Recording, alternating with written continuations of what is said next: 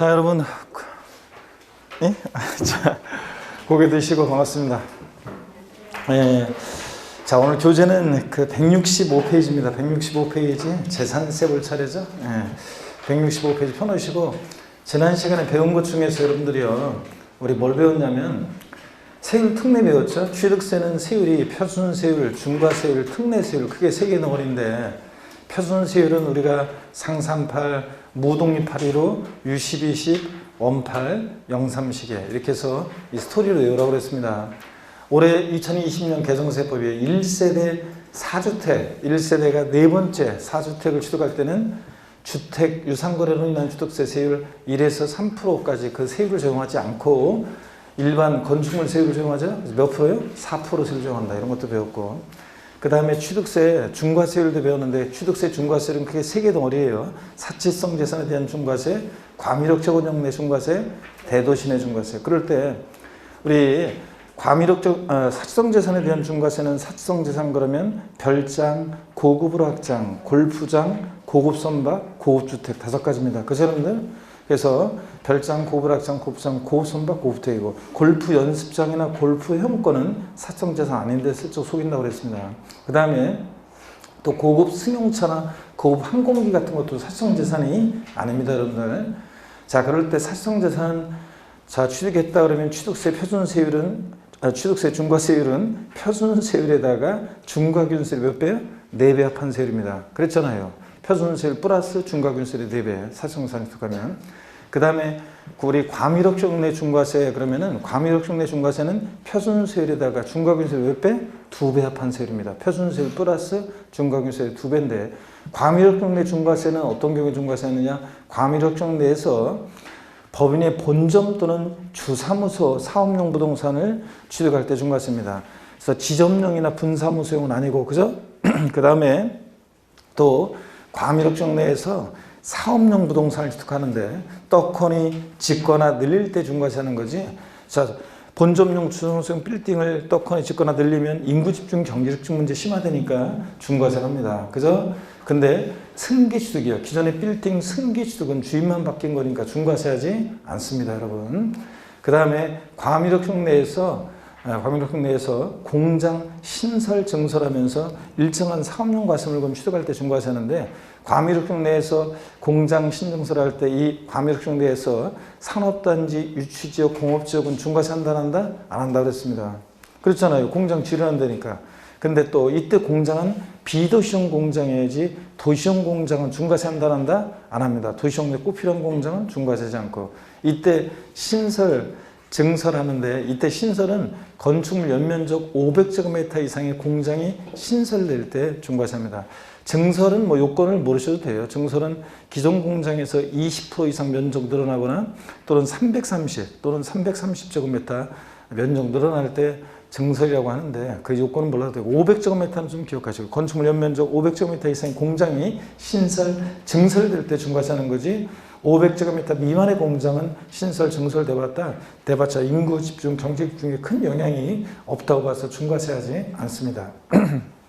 또 과밀억적 내에서 공장 신설, 증설하면서 어떤 물건을 취득할 때 중과세하느냐?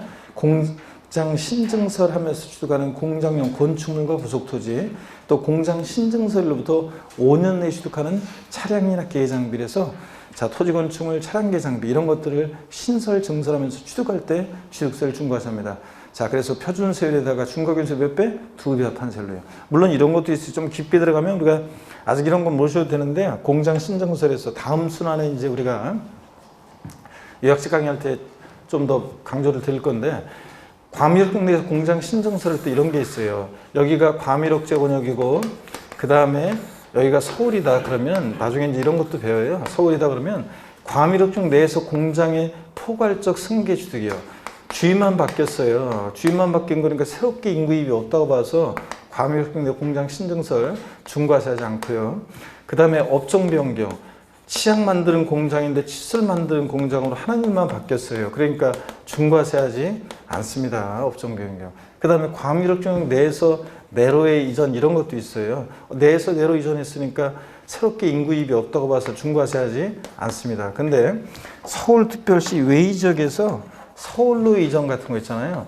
자, 이런 것은 서울은 고도로 인구와 경제 집중되어 있으니까 서울로 이전은 중과세한다. 뭐 이런 것들이 있어요. 나중에 이런 등등을 배웁니다. 이런 것도 한번 이해해서 보시면 새롭게 인구입이 없다고 보는 거예요. 주인만 바뀐 거고 하나님만 바뀐 거고 내에서 내로 이전하고 다만 서울특별시 외지역에서 서울로 이전 어떻게 한다? 중과세한다. 뭐 이런 것도 있습니다. 자, 그 다음에 대도시 내 중과세가 있는데 취득세 중과세 세 번째로 대도시 내 중과세 나왔다 그러면 어떻게 중과세합니까? 표준세율에다가 중과균세 표준세율의 3배한 세율에서 중과균세율의 2배를 뺀 세율로 중과세한다고 했습니다. 그랬죠? 표준세율의 3배한 세율에서 중과균세율의 2배를 뺀 세율로. 어떤 경우에 대도시 내 중과세하느냐?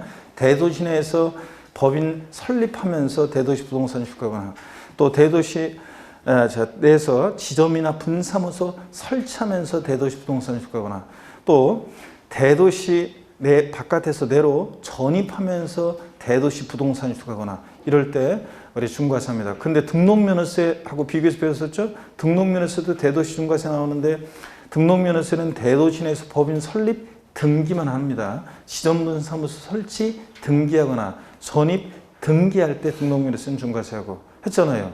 비교해서 분명히 내가 설명드렸을 것 같은데 취득세는 대도시 내에서 법인 설립, 지점분사무소 설치, 전입하면서 대도시 내에 있는 부동산을 취득할 때 중과세하고 등록면허세는 설립, 등기, 전입, 등기, 설치, 등기하면서 중과세합니다. 자, 그럴 때 등록면허세나 취득세나 이런 게 있어요. 취득세에서는 대도시 내 중과세에서 법인 설립 등을 하면서 대도시 부동산 취득할 때 중과세 제외되는 경우가 있는데 사원 주거용 목적 부동산, 종원의 후생 복지를 위한 사원 주거용 목적 부동산 취득은 중과세 한다 안 한다? 안 한다. 그래서 뭐 종원의 임대 또는 분양할 목적으로 취득하는 전용 면적 60제곱미터 이하의 공동주택 같은 걸 취득할 때 중과세하지 않고, 그 다음에 대도시 설치 불가피한 업종이라고 해서 대도시 내 설치 불가피한 대도시 중과제의 업종 등록면허세도 똑같이 나오는데 어떤 게 있었냐? 은행업, 유통업, 첨단업종, 사회간접자본시설업, 의료업 이런 것들 다 지방으로 내려보내고 서울에 하나도 없으면 안 되니까 대도시 중과제 업종이라서 취득세나 등록면허세에서 공통되는 건데 자, 은행업 작년에 나왔고요. 은행 이런 거, 의료, 병원 같은 거, 은행이나 병원, 농산물 유통센터, 첨단업종, 사회간접자본시설 이런 것들, 할부금융업 이런 것들 서울에 하나도 없으면 안 되잖아요. 그래서 이런 것들은 중과세 한다 안 한다? 안 한다. 이런 것도 배웠습니다. 또 취득세 표준세율, 그 다음에 중과세를 받고 이제 특례세율입니다. 취득세 특례세율이요. 2010년도까지 A사안과 B사안에 대해서 취득세와 등록세가 있었을 때 과세 여부에 따라서 이제 우리가 A사안과 B사안 나눴었는데 A라는 어떤 사안은 이런 거였어요. 옛날에 취득세는 과세를 안 했는데 형식 취득이라고 등기 등록은 공짜로 안 해줬던 거 등록세가 과세됐죠. 그러다 보니까 표준세율에서 취득록세 통합된 표준세율에서 중과 기준세율 2% 취득세 과세 안 됐던 걸 빼면 등기비용만 받는 건데 그래서 표준세율에서 중과 기준세율 뺀 특례세율 정도된 게 어떤 거냐 그러면 어떤 게 있습니까 여러분? 환매 등기를 병행하는 부동산의 매매로서 환매 기간 내 환매권 행사한 경우에 매도자 매수자 취득이요.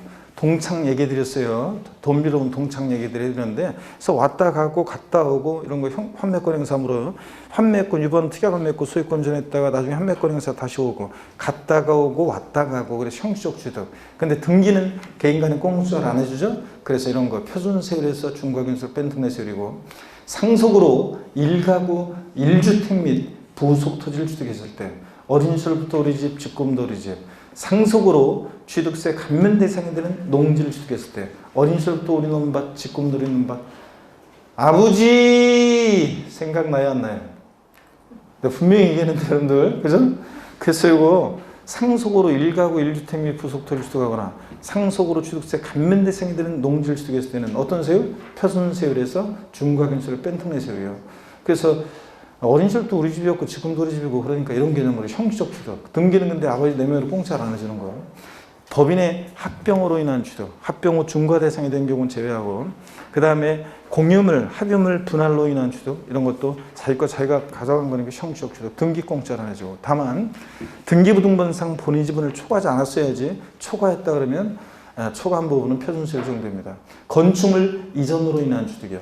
목조나 조립식 건축물 동일대지에 번쩍서서 옮겼을 때 소유자 변동 없고 형식적 취득. 등기는 근데 표준을 고쳐야 되니까 공짜로 안 해주고. 그래서 건축물 이전으로 인한 취득도 표준세율에서 중과기준세율을 뺀 특례세율입니다. 다만 이전한 건축물의 가액이 정조 건축물의 가액을 초과했다. 옮겼더니 1억이었는데 1억 2천이 됐다. 초과한 부분은 특례세를 적용하지 않고 표준세를 적용합니다. 또 이혼할 때 재산분할로 인한 취득, 부부 혼인 후에 형성한 재산, 공동으로 형성한 재산은 공유재산인데 내 거 내가 찾아간 거니까 재산분할로 인한 취득도 형적 취득으로서 표준세율에서 중과기준세를 뺀 특례세를 적용합니다. 등기비용만 받는 거예요. 남편의 내 명의로. 자, 이렇게 해서 이런 것들. 또 요까지는 형식적 취득에 대한 특례 요건데, 다만 이제 벌채에서 원목을 생산하기 위한 임목의 취득 같은 것도 그 앞에 거 여태까지 얘기한 거는 지방세법 사항인데, 요거는 이제 시행령에 나오는 건데, 벌채에서 원목을 생산하기 위한 임목의 취득도 표준세율에서 중과기준세를 뺀 특례세를 적용한다, 이런 거.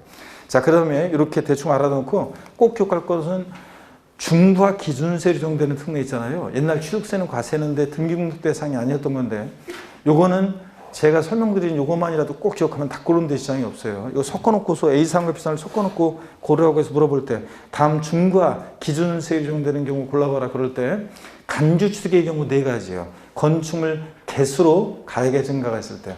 그렇잖아요. 건축물 개수로 가액의 증가했다.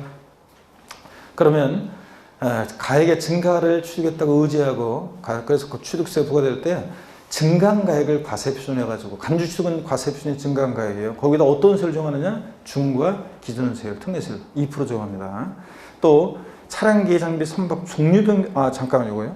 건축물 개수로 인한 취득에서 특례세율에서 면적 증가가 있는 개수는 포함해 제외입니다. 건축물 증축이나 개수로 면적이 증가했으면 증가된 면적 부분은 원시 취득이 아닌데도 원시 취득으로 봐서 2.8% 적용한다고 했잖아요. 자, 건축물 이거 적어드렸으면 분명히 비교해서 건축물 신축했다, 신축, 재축, 원시 취득 2.8%. 근데 건축물 증축이나 개수에서 면적 증가했을 때 증가된 면적 부분은 원시 취득이 아닌데도 원시 취득으로 봐가지고 2.8%. 그랬죠, 여러분들? 네, 이런 거.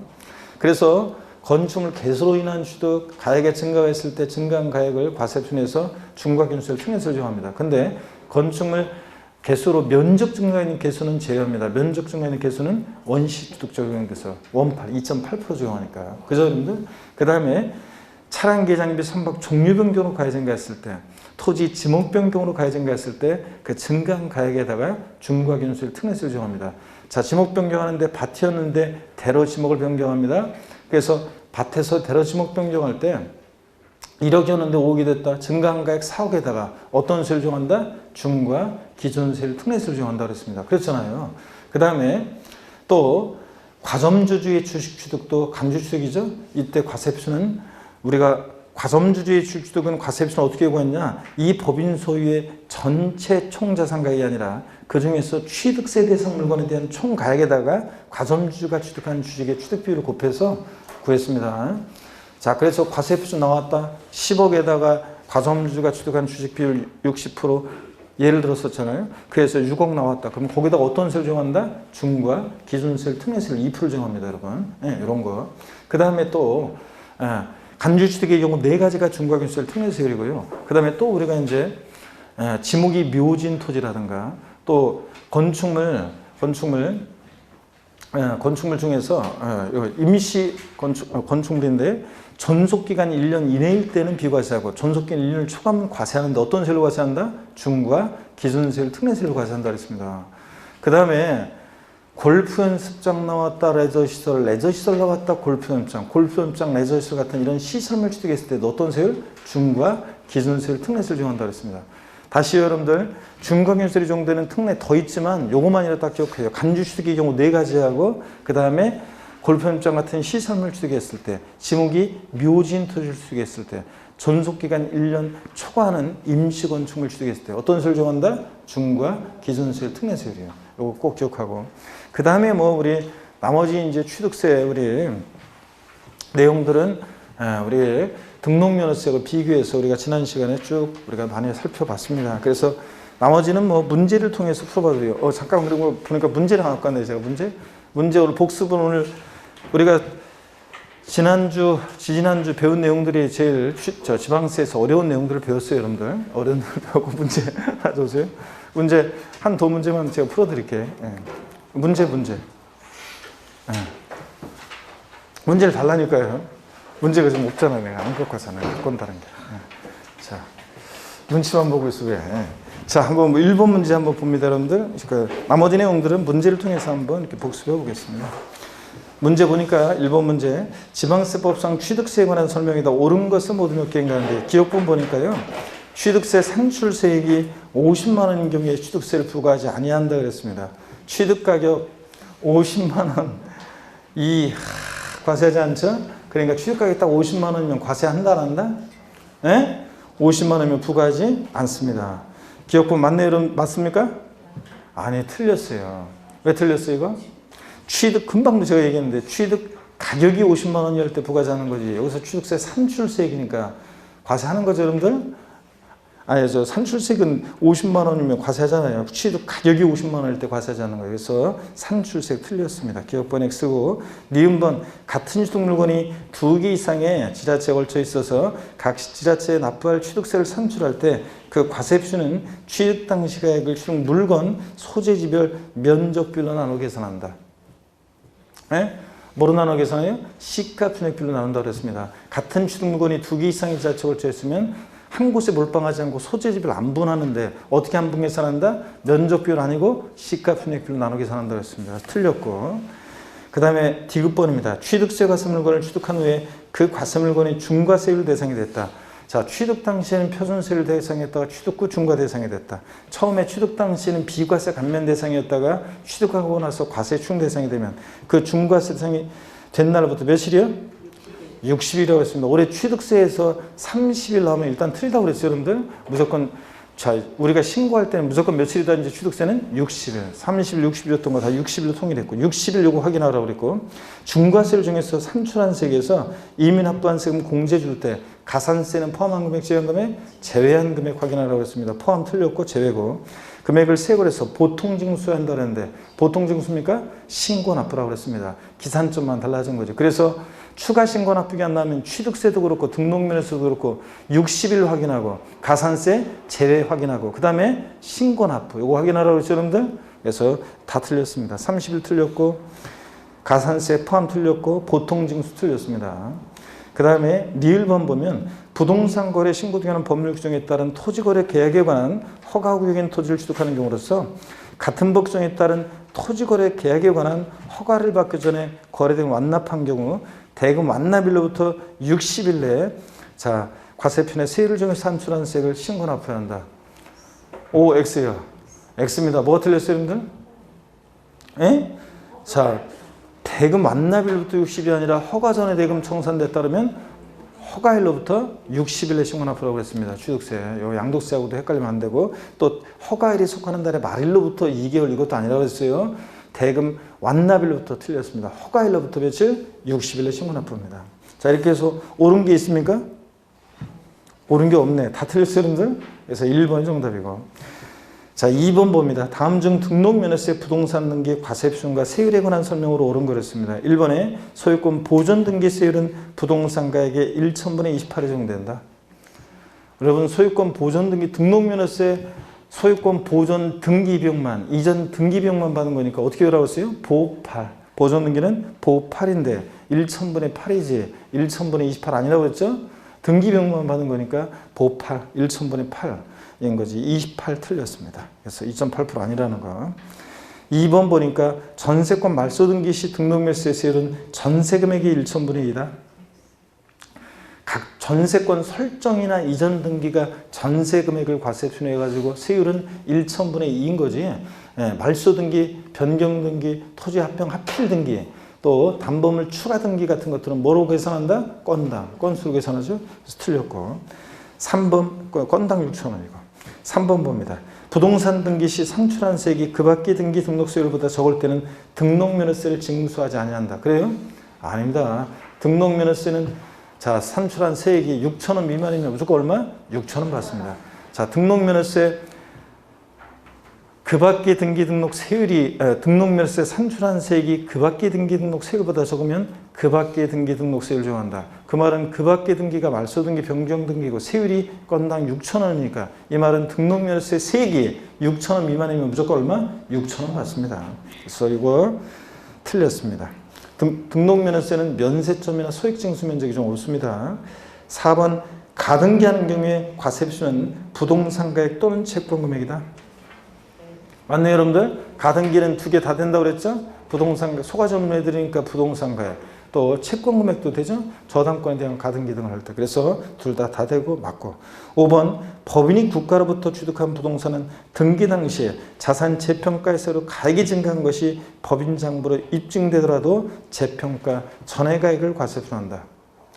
아니죠, 여러분들? 등록면허세, 취득세는 과세표준이 취득 당시 가액이고 등록면허세는 등록 당시 가액을 기준으로 하니까 취득하고 나서 등록 당시 자산 재평가 등의 사유로 가액이 변경되면 뭘 과세표한다? 변경된 가액.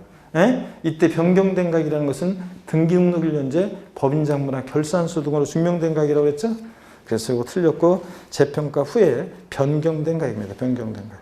3번 그래서 옳은 것은 4번이고 3번 봅니다. 다음은 부동산 등기 등록면허세 신고납부에 관한 설명으로 옳은 거예요. 1번 부동산 등기된 등록면허세를 신고납부한 때 납세지는 부동산 소유자의 주소지다. 등록면허세는 납세지가 시험에 자주 나왔죠, 여러분들? 자, 29회 시험 때 정답적으로 나오기도 하고 부동산 등기는 어디다? 부동산 소재지지, 주소지 아니라고 했습니다. 지방세는 물건 소재지, 국세는 어디고? 주소지고. 그래서 1번 부동산 소재지입니다. 2번 부동산 등기된 등록면허세 신고납부 이하는 해당 부동산 취득일부터 60일 내다. 그래요? 등록면허세는 원칙 기간 나오면 돼, 안 돼? 안 되죠? 언제까지? 등록하기 전까지입니다. 그냥 상속증여 포함해서 등록하기 전까지.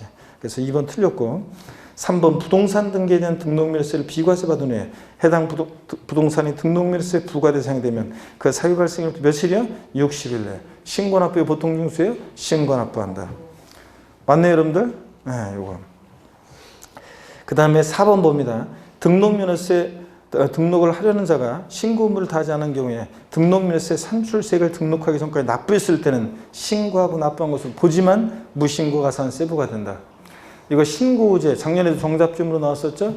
등록면허세 신고할 자가 법정 신고기간에 신고하지 않은 경우에도 등록하기 전까지 납부를 하면 신고하고 납부한 것으로 봅니다. 그러니까 신고한 것으로 보니까 무신고 과소신고가산세는 적용한다 안 한다? 안 한다.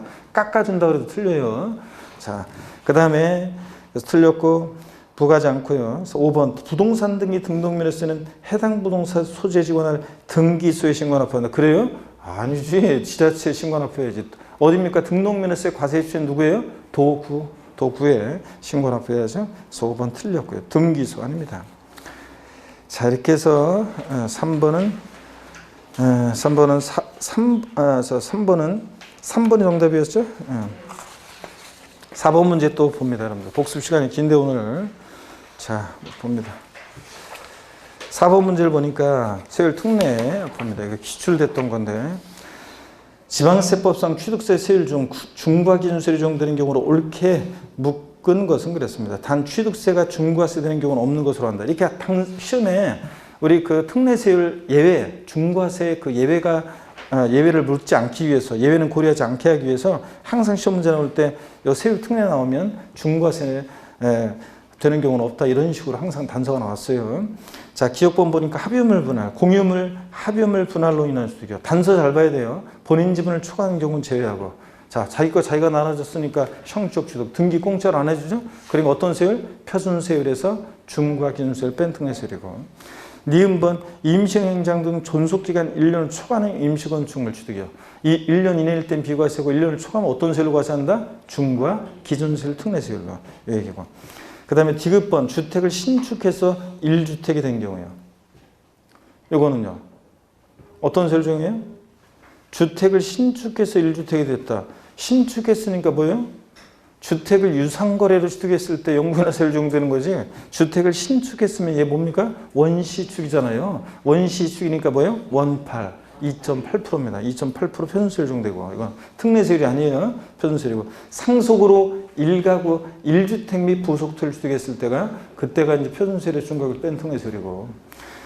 자, 그 다음에 그래서 디귿번은 표준세율 적용되고, 리을번 개수로 인한 취득이요. 개수로 인해서 건축물 면적이 증가하지 않았다. 어떤 세율입니까? 건축물 개수로 가액이 증가했을 때 저희가 그래서 어떤 세율? 중과 기준세율, 특례세율 적용합니다. 그러니까 중과 기준세율, 특례세율 적용되는 건 어떤 거예요, 여러분들? 니은하고 리을번. 예? 요거잖아요, 여러분들. 그래서 니은하고 1번이 정답이네요. 예, 이렇게 해서 여러분들이 고르시면 되겠습니다. 여기 보니까 글 쓴 것도 보니까 여러분들 하여튼 포기하지 않으면 합격을 기꺼이 내어주는 시험이고, 달빛으로 분바른 목련은 깊은 밤에 보아주는 사람 없어도 곱게 피어있죠. 요새 밤에 그냥 담배 한 대 피려고 바깥에 이렇게 보면 가로등에 이제 여러분들 이거 목련이 달빛에. 자, 이어서 봅니다. 그 165페이지 3장 재산세 펴시고, 여러분들이요. 재산세 펴시고 한번 보겠습니다. 잠깐만요.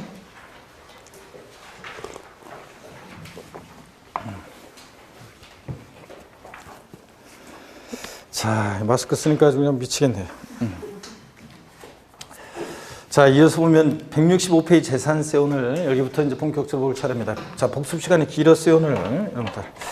자, 보시면은 재산세는 부동산 보유 시 부과되는 대표적인 세금인데, 우리가 이제 여태까지 부동산 취득할 때 내는 취득세 등록면세를 배웠고, 이제 오늘부터 보유 시 부과되는 재산세입니다. 시험 문제는 세 문제가 거의 고정적으로 나와요, 재산세는. 그랬을 때 재산세 어떤 것들을 공부하느냐? 과세 대상이야. 자, 어떤 것을 보유할 때 재산세 부과되는지, 또 그 다음에 재산세 과세 대상 중에서 토지를 보유할 때 있잖아요. 재산세에서 토지는 대상이 모든 토지예요. 근데 그 토지를 뭐 농지 1000평, 나대지 1000평, 공장용지 1000평 있습니다. 면적 똑같다고 세금을 똑같이 부과할 수는 없잖아요. 나대지나 공장용지나 농지나. 그래서 토지 이용 모습에 따라 토지 유형을 구분해서 과세합니다.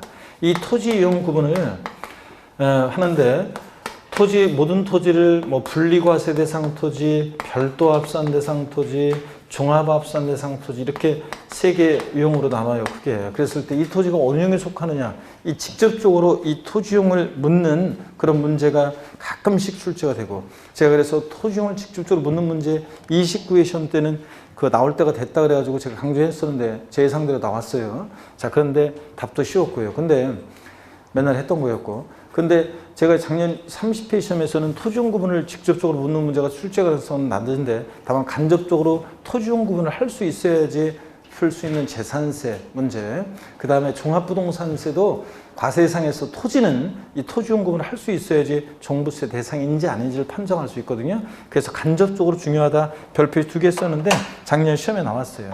그래서 토지용 구분이 작년보다는 중요성은 좀 떨어졌지만, 그래도 이 토지용 구분은 항상 별표시 2개고, 또 오늘 처음으로 이제 토지용 구분을 자세히 하는 방법을 오늘 처음 배워요. 이제 잘 여러분들이 보셔야 되겠습니다. 자, 깊은 내용들을 오늘 처음 배우고, 그 다음에 재산세에서 납세 의무자 누가 될 것이냐. 이 재산세 납세 의무자는 뭐 시험에 거의 매년 나오다가 최근에 지금 조금 뜸한데, 어떻든 간에 납세 의무자 중요합니다. 그래서 별표 3개고 그래. 그 다음에 재산세 세금 계산해야 되겠죠. 그래서 과세 표준은 어떻게 결정되고, 또 몇 프로 과세 표준이 어떻게 결정되고, 몇 프로 세율이 정되는지. 자, 과세 표준과 세율은 제가 작년에는 29회 시험 때는 직접적으로 안 나와서 제가 작년에는 출제 가능성 높다고 했는데 나왔어요. 재산세 세율이 나왔는데, 어떻든 간에 올해도 또 역시 중요합니다. 재산세 세율, 과세 표준과 세율은 항상 출제 1순위고, 뭐 독립한 문제든 종합 문제든요. 그 다음에 재산세 세금 계산했으면 내야 되는데 납세지를 어디로 할 것이고, 재산세는 보통 징수하는 세금입니다. 자, 어떻게 징수가 되는지, 이 재산세 납세 절차는 시험에 항상 이거야말로 독립한 문제든 종합 문제든 시험에 거의 매년 나오는 거예요. 그래서 납세 절차는 또 거의 매년 나오는 거고, 어떤 경우에 재산세를 비과세하느냐. 비과세가 있잖아요. 재산세 비과세가 최근에 독립한 문제로도 나오고 종합 문제 속에서도 나오고 잘 나오고 있습니다. 그래서 재산세 비과세 별표시 2개입니다. 이렇게 해서 이런 것들을 테마로 해서 재산세 출제가 되고 우리가 공부를 합니다, 여러분들. 먼저 165페이지 제1절 재산세 총솔인데 의는 그냥 읽어보시는 거예요. 그래서 읽어보시는 거고 재산세는 대표적인 재산 보유세입니다. 재산 보유에 대해서 부과되는 세금이고 그 다음에 시군 구세고요. 그렇습니다. 자, 재산세 특징에서 먼저 바로 의의는 읽어보시는 거고 참고적으로 이 재산세 특징을 바로 봅니다. 지방세 그래서요.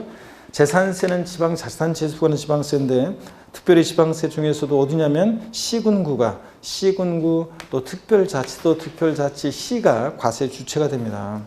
다만 특별시 구의 경우에는 특별시세 및 구세이다 그랬습니다.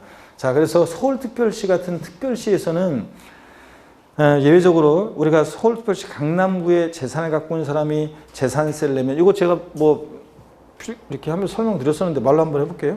서울특별시 강남구에 어떤 사람이 재산을 갖고 있는데 서울특별시 강남구에 만약에 재산을 갖고 있다 그러면 이 사람이 재산세 말하자면 100을 내면 그러면 이것의 절반은 서울특별시로 이거는 한번 이해하시면 된다고 했어요. 서울특별시로 가고 특별시세로 그 다음에 나머지 절반은 그 자치구로 간다고 그랬습니다. 근데 왜 이렇게 하냐면 자 서울은 여러 구가 있는데 지방재정 자립도가 천차만별입니다. 그러다 보니까 지방재정 자립도 불균형 문제를 해소하기 위해서 서울특별시 같은 특별시에서만 요 50%를 서울특별시가 받아가지고 요것을 자기 수입을 하는 게 아니라 여러 구에 골고루 배분합니다. 지방재정 불균형 문제를 해소하기 위해서. 그래서 서울특별시 같은 특별시에서만 예외적으로 이렇게 특별시세와 구세로 이렇게 나눠진다 그런 얘기입니다. 참고적으로 한번 무슨 말인지 단서 이해하시면 되고요. 그 다음에 됐습니다. 자세한 얘기는 필요 없고 고좋게만 하시면 되고 그래서 누가 여러분한테 근데 이건 예외적인 거니까 재산세 과세권자 과세 주체는 누구냐 그러면 누구라고 얘기해야 돼? 시군구, 시장군수구청장, 특별자치도 특별자치 시다 이렇게 얘기하셔야죠. 여러분들 시군구라고 이렇게 알고 계시면 되고 그 다음에 166페이지 갑니다. 재산세는 물납과 분할납부가 모두 허용되는 세금이죠. 밑줄이요. 그래서 재산세는 지방세법상 물납과 분할납부가 모두 허용되는 조세를 골라라. 그럼 뭘 고르셔야 돼? 재산세 고르셔야죠. 물납과 분할납부 모두 허용되고 3번 재산세 원칙 물세라고 그랬어요. 3번 시험에서 학자들이 이건 분류하는 거라 시험에서 단 물세인 조세는 인세인 조세는 이렇게 묻지 않는다고 그랬습니다. 다만 이 의미를 알고 있어야 되는데 한번 봅니다. 재산세는 재산 소유자의 인적 사항 고려하지 않고 개인 법인에 관계없이 동일한 가액의 재산에 대해서 동일한 재산을 부과하는 물세다.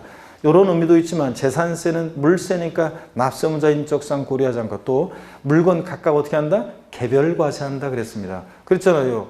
만약에 서울특별시 강남구에 갑이라는 사람이 A주택도 있고 B주택도 있다 그러면 주택별로 각각 계산하는 거지. 그 주택가액을 소유자별로 합산하는 과세표준금액에 세율을 적용한다. 그러면 틀리다고 그랬습니다. 재산세는 어떻게 한다? 건축물이나 주택 같은 것은 물세다 보니까 물건별로 각각 어떻게 하냐? 개별과세합니다. 거기서 물세에다가 돼지꼬리 땡려해가지고 개별과세 써놓으시면 되잖아요. 물건 각각 개별과세합니다. 물세, 개별과세 써놓으시고. 다만 토지에 대한 재산세는 토지 소유자의 중심으로 과세는 인세에 해당한다. 그래서 인세는 납세문자의 인적상을 고려하죠. 예외적으로 토지의 경우에 재산세는 인색 성격이 있습니다. 그 인세에다 돼지꼬리 땡려해서 합상과세 써놓으시면 되잖아요. 합상과세. 그래서 만약에 서울특별시 노원구에 A상가 토지와 B상가 토지가 있다면 A상과 B상가 토지 가액을 소유자로 어떻게 합니까? 합산해서 과세합니다. 그 가격을 합쳐가지고. 그래서 물세, 개별과세. 자, 예외적으로 재산세는 토지의 경우에 인세력 성격이 있다 그랬습니다. 그 다음에 응익세 이런 것들은 학자들이 쓴 거, 기초과정에서 말씀드린 거 필요 없고 보통징수하고 재산세는 또 재산세는 보통징수 방법으로만 징수한다고 그랬습니다. 예외적으로 신고납부 선택할 수 없고 자 그러다 보니까 재산세는 어떤 경우에도 가산금만 적용되지 가산세가 적용되지 않는 세금이고 그 다음에 소액징수면제 적용되죠. 그래서 뒤에 또 나오지만 밑줄입니다. 거기서 장당 재산세로 징수할 세액이 2,000원 미만이면 재산세는 징수하지 않습니다. 1,000몇백 원 받으라고 고기소를 보내면 비용이 더 드니까 안 받고 말겠다는 얘기인데 다만 재산세 고기소 한 장당 세액이 딱 2,000원이면 징수해야 하네요. 2,000원이면 징수합니다. 2,000원 빼고 아래 금액을 징수하자니까. 그 다음에 8번 작년 시험 지문에도 나왔었지만 과세상 물건이 공부상 등지 현황과 사실상 현황이 다르면 무엇에 따라서 부과합니까? 사실상 현황에 따라 부과한다. 공부상으로 농지로 돼 있어요. 과세기준 현재. 근데 실제는 농사 안 짓고 있으면 농지가 아닌 토지로 과세한다 그랬습니다. 실질 과세 원칙상 현황 부과 원칙. 공부상 현황과 사실상 현황이 다르면 무엇에 따라서? 사실상 현황에 따라 부과하고요. 그 다음에 9번 대장과세는 말뜻만 알면 돼요. 재산세요. 대상 종류에 따라 시장군수구청장은 대장을 토지대장, 건축물대장 같은 대장을 작성, 기록하고 비치합니다. 그래서 재산세를 우리가 학자들이 대장과세하는 조세다 이렇게 얘기합니다. 대장이 있어요. 대상 종류에 따라 토지대장, 건축물대장 같은. 그 다음에 10번 보유세다 보니까 전년도하고 비교했을 때 올해 보유세 부담의 급격한 증가를 막기 위해서 세부담 상한에 관한 규정을 두고 있습니다. 그래서 이따가 또 자세히 또 나중에 보도록 하고요. 세부담 상한이 있다는 것만. 그 다음에 제2절 재산세 납세 의무자와 과세 대상이죠. 별표시를 3개 합니다. 여러분들. 자, 그럴 때 먼저요. 재산세 납세 의무자가 나오는데 우리가 납세 의무자 한번 보도록 하겠습니다. 납세 의무자부터 한번 그럼 볼까요? 순서대로 한번 보겠습니다. 재산세 납세 의무자인데 자, 원칙적으로 재산세 납세 의무자는 국에 한번 드시고요. 그거 보니까 오늘 뭐 정신없이 진도가 나네. 목운동 한번 하시죠. 좋습니다. 제가 뭐 지난주에도 말씀드렸다시피 이 시험은 우리 시험 문제는 여러분이 예를 들어서 뭐 지금 뭐 그 좀 약간 사회적으로 어수선한 코로나19 막 확산 때문에 불안하고 염려하고 뭐 여러 가지 그런 것들 때문에 좀 그런데 그래서 만약에 이런 분위기 편성해서 공부를 안 했다 그러면 나중에 문제가 내가 이런 사정이 있었다는 걸 알아준다 안 알아준다? 안 알아준다 그랬습니다. 그래서 묵묵히 하여튼 이런 때일수록 공부를 하셔야 됩니다. 여러분들. 자, 160 흔들림 없이 하시고 167페이지 납세 의무자를 한번 보겠습니다. 원칙적으로 재산세 납세 의무자는 사실상 소유하는 자입니다. 자, 양가로 1번 재산세 과세기준 현재 밑줄이죠. 재산세는 항상 언제를 기준으로 판단한다? 과세기준 6월 1일 기준으로 판단합니다. 자, 그래서 우리 납세 의무자는 뭐 기초과정부터 시작해가지고 1, 2월 달에도 자세히 했었어요. 다시 한번 복습을 쭉 빠르게 한번 해보겠습니다. 과세기준 6월 1일 현재 밑줄입니다. 납기계실 현재 그럼 틀려요. 항상 재산세는 언제를 기준으로 판단한다? 과세기준 6월 1일 기준으로 재산세는 이것이 대상이 되는 물건인지 납세 의무자는 누가 되는지 과세표준 등등 항상 재산세는 뭘 판단한다. 언제를 기준으로 판단해? 6월 1일 과세기준을 기준으로 판단합니다. 과세기준 현재 밑줄입니다. 재산을 사실상 소유하는 자가 재산세 납부할 의무가 있다 밑줄이요. 그래서 시험에서 재산세 납세 의무자는 과세기준일 현재 재산세 과세 대장상의 소유자이다. X예요. X입니다. 과세상상의 소유자가 아니라 재산을 사실상 소유하는 자입니다. 그리고 심화 내용이 어떤 거냐면 심화 내용은 좀 이따가 이제 내용을 이해하셔야 되는데 그래도 한번 그냥 보고 갈까요? 과세기준 현재 재산세 과세대상이 과세대상 재산이 양도 양수단 때는 양수인을 사실상 소유하고 있는 자로 본다 밑줄 쫙입니다. 자, 여기까지. 자, 그러면 어떤 얘기냐? 이런 얘기 여러분 보세요. 갑과 을이 부동산을 매매해요. 자, 그럼 이따가 이제 재산세 납세 의무자는 보세요. 만약에 갑과 을이 부동산을 매매한다 그러면 매매할 때 이런 거죠. 과세 기준을 기준으로 재산세는 누가 납세 의무자가 되냐 판단합니다. 그런데 6월 1일 이전에 잔금이 치러지면요. 잔금이 치러졌다. 그러면 이 재산을 6월 1일 현재 재산을 사실상 소유하는 자는 누구냐? 6월 1일 현재 사실상 소유하는 자는 누구예요? 매수인입니다. 매수인 납세 의무자가 돼요. 근데 만약에 6월 1일 지나서 잔금을 치렀다. 그러면 누가 납세 의무자가 됩니까? 6월 1일 기준으로 봤을 때는 매도인 거잖아요. 그래서 매도인이 납세 의무자가 되는 겁니다. 자, 그래서 사는 사람 입장에서는 재산세를 부담하지 않으려면 6월 1일 지나서 잔금을 치르라고 그랬습니다. 그죠?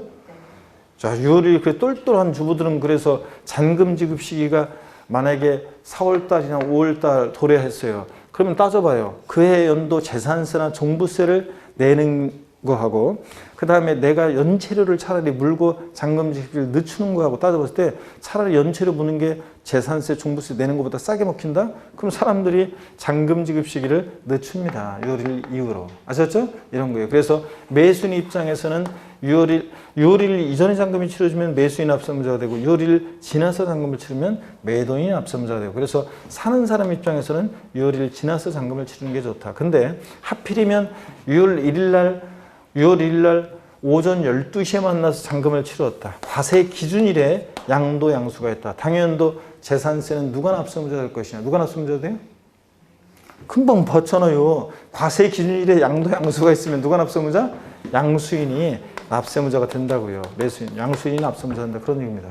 아셨죠 여러분? 그러니까 사는 사람 입장에서는 당연도 재산세나 종합부동산세도 6월 1일 기준으로 판단하니까 6월 1일 그러니까 재산세나 종부세를 당연도 부담하지 않으려면 잔금은 6월 1일 지나서 6월 1일까지 치르면 안 돼요. 6월 1일 지나서 6월 2일은 어떤 거? 6월 2일은 괜찮죠. 6월 2일 날 잔금 치르면 매도인 납세무자고 매수인은 6월 1일까지 잔금을 치르면 누가 납세무자? 매수인입니다. 재산세, 종부세 납세무자입니다. 그 얘기고 그 다음에 양가로 2번 공유재산의 경우 봅니다.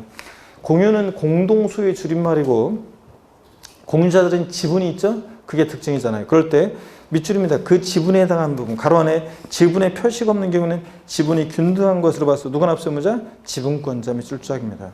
자 시험에서는 이걸 갖다 어떻게 바꾸느냐. 공유재산의 경우 갑과 을이 공유하고 있는 공유재산인데 갑지분 60%, 을지분 40%인 공유재산의 경우 재산세 납세무자는 공유자 중에서 지분이 가장 큰 자로 한다. X입니다. 이렇게 바꿔요. 공유재산의 경우 재산세 납세무자는 지분이 가장 큰 자로 한다. 아니에요. 나중에 이제 양도소득세, 소득세 가면은 또 이제 공유재산의 경우 지분이 가장 큰 자의 소유로 본다. 뭐 이런 것도 나오고 그러는데 그런 거 헷갈리면 안 되고 재산세에서는 공유재산의 경우 누가 납세무자냐? 지분권자. 갑은 60% 지분에 대해서 을은 40% 지분에서 지분권자 각자가 납세무자가 되는 거지 지분이 가장 큰 자 아닙니다. 또 지분에 표시가 없다 그러면 지분에 표시가 없으면 지분이 균등한 것으로 봐서 각각 50%씩 이 지분권자가 납세무자가 됩니다. 시험에서 지분에 표시가 없는 경우 공유재산의 재산세 납세무자는 최연장자로 한다. 옛날에 이렇게 나온 적이 있었고 아닙니다. 최연장자 아니고 지분에 표시가 없는 경우에 공유재산의 재산세 납세무자는 지방자치단체장이 지정하는 사람으로 한다. X입니다. 공유재산은 누가 납세무자? 지분권자입니다. 좌우지간.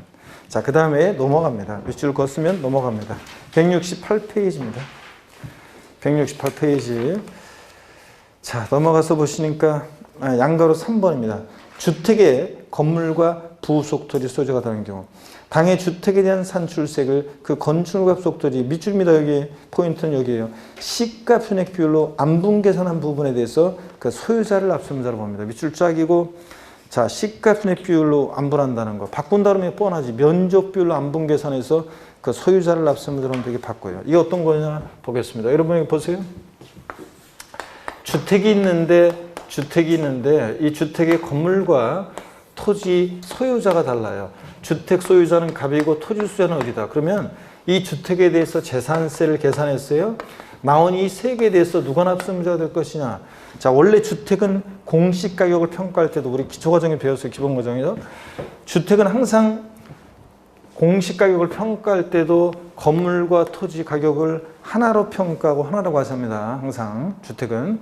자, 그런데 개별주택 가격이나 공동주택 가격, 주택의 시가 순액에는 그 일정 면적까지 토지 가격도 포함한 거예요. 항상 하나로 평가하고 하나로 과세한다고 했어요. 기초과정에서. 근데 다만 여기 봅니다.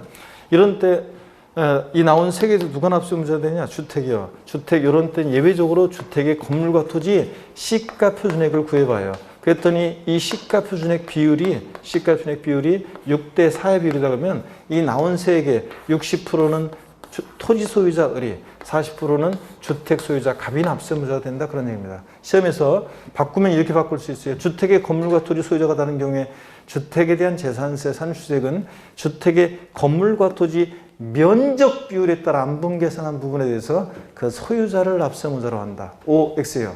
X입니다. 이거 시가 편익 비율인데 거기다 돼지꼬리 땡냐 해서 여러분들 면적 비율 X 해놓으세요. 면적 비율 X. 면적 비율로 나누 계산한다 이렇게 바꿔요. 자, 그 다음에 양가로 3번 소개해드렸고 양가로 4번입니다.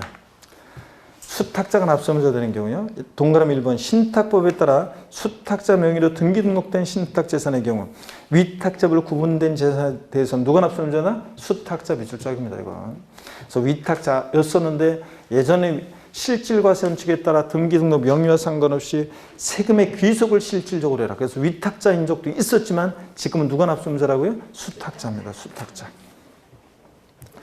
이 경우 위탁자로 구분된 재산에 대한 납세의무자는 각각 다른 납세의무자로 본다. 하여튼 신탁법에 의한 신탁에서 누가 납세의무자는? 수탁자예요. 그 다음에 동그라미 2번은 읽어보시는 거고 필수예제 문제는 뭐 다음 자료에 의하는 경우에 2020년 재산세 납세의무자로 오른 것은 매도인과 매수인을 계약 상장일이 2020년 5월 20일이고 등기 접수일이 6월 2일입니다. 당연도 재산세는 누가 납세의무자입니까? 예? 자, 5월 20일에 잔금을 치렀으니까 이 재산을 원칙으로 사실상 등기는 아직 안 됐지만 이 재산을 사실상 소유하는 자는 누구예요? 매수인을이죠. 매수인을이 납세 의무자가 됩니다, 여러분. 네? 그래서 지금 보니까 잔금이 언제 치러졌다고요? 5월 20일 날. 5월 20일 날 잔금을 치러주고 잔금 치르고. 근데 소유권 이전 등기는 6월 2일 날 등기가 됐어요. 등기 아직 안 됐지만 항상 재산세 언제 기준으로 판단해? 과세기 6월 1년제. 원칙 아까 누가 납세의무자는 재산세는 지금 현재 이런 경우에 6월 1년제 봤을 때 공부상으로는 매도인 갑소유지만 5월 20일 잔금 치렀으니까 이 재산을 사실상 소유하는 자는 누구예요? 매수인이고 재산세 납세의무자는 아까 원칙 과세 기준일 6월 1년제 재산을 사실상 소유하는 자가 납세의무자가 된다고 그랬습니다. 그렇죠, 여러분들? 매수인을이 납세의무자가 되는 거예요. 원칙 사실상 소유자니까 실질과세 원칙에 따라서 재산세는 등기, 등록, 허가 등과 무관하게 과세가 돼요. 실질과세 원칙에 따라 등기 안 돼도 재산을 사실상 소유하면 납세의무자가 됩니다. 예? 등기되지 않아도 등록되지 않아도 허가받지 않아도 과세가 되기 때문에 그렇습니다. 실질과세 원칙이 적용되니까. 그 다음에 2번 예외 재산세 납세의무자요. 예외적으로 이제 공부상 소유자 등이 납세의무자가 되는 경우가 있습니다. 그래서 요거는 잠시 쉬었다가 예외 여기부터 소개해 드리겠습니다. 잠깐 쉬겠습니다, 여러분들.